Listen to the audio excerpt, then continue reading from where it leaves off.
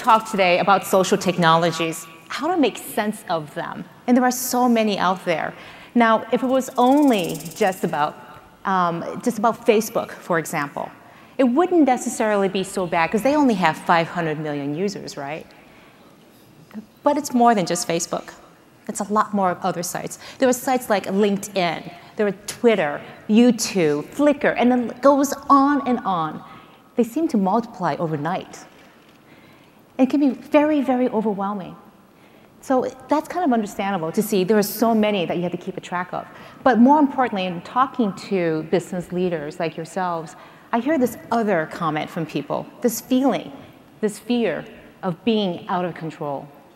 And in particular, what I hear from people is, well, what happens when somebody writes a negative comment about me? What happens if they put up a negative customer experience? What if they put up pictures of things going wrong with my product? Well, that's exactly what happened with DELL. One day, 4 years ago, something happened to one of their products, and I hope nothing like this ever happens to you. But this is the picture that started circulating around the internet. It was one of their laptops catching on fire, spontaneously combusting and blowing up in the middle of a conference in Osaka, Japan. They weren't in control of that situation, were they? So what happens in this age and space where, frankly, you're not in control? And in fact, what DELL did, what they realized they had to do was to really respond. And they had just, at that very summer, in 2006, started a blog.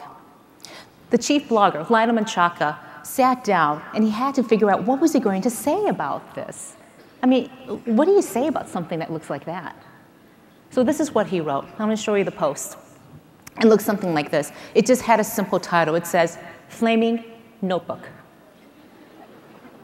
Make no mistake about it, what he was going to talk about. And this is what he wrote. Beyond what you've seen in the blogosphere, we don't have an update on the infamous Flaming Notebook from Osaka. And he links to that picture that I showed you just now. Can you imagine doing that in your own company? Putting up something for the world to see and say, hey, here's our product blowing up on your own website. Well, Lionel didn't just stop there. He said, you know, we're going to talk about this. We're going to really carry it all the way through. So over the course of that summer and that fall, he wrote 12 different blog posts talking about what they were finding out, that in fact it was something wrong with the batteries, that they were going to have to replace every single lithium-ion battery in all of their computers. This is the process that we're going to talk about. This is the way that we're going to do this, they said.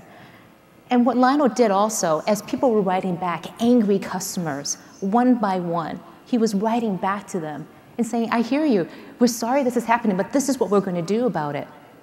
Person by person, he responded to all of those comments. Person by person, he reached out to them and said, this is what we're going to do for you.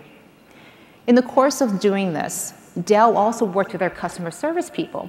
And they said, when people called into the call centers or sent emails, they would point them back to all of these blog posts for them to get more information, get more in-depth explanations about what to do about that battery replacement. Now, when DELL started doing this and creating the strategy, they didn't think about, oh, here's my blogging strategy, this is what I can do with it. What they set out to do, and why Michael Dell absolutely believed that this is the way to do it, is that they were focused on something different. They were focused on relationships. And in particular, they realized what these technologies do better than anything else that's out there, and that is being able to reach out to people, being able to create new relationships where one didn't exist before, or to be able to strengthen the ones that were already there. So if you think about what DELL did, what they did was they said, this is a relationship worth having with people. A conversation around their laptops blowing up, being able to have an authentic and transparent relationship with them. Now, I want you to think about what relationships mean in the course of business and also in your personal lives.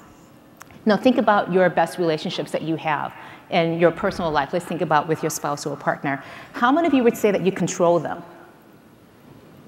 Anybody want to admit that? Okay, so a point made. You can't control relationships.